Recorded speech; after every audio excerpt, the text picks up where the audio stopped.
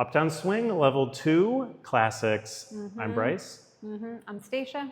We're halfway through. You did a great job.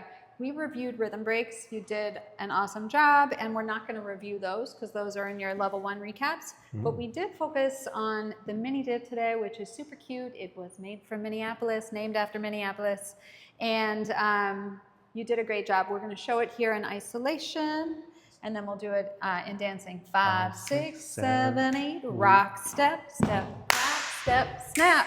Ba-boom, hoo. Yeah, the things that we worked on for the follows.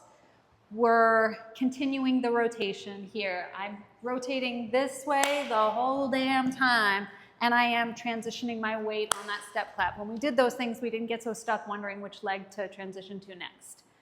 Leads, you were just making sure that you faced your follow the whole time while the follow does turn away.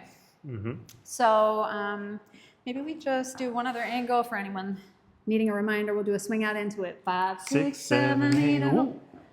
Remember to switch the hands. Rock, step, step, back, boom, go, boom, hoo.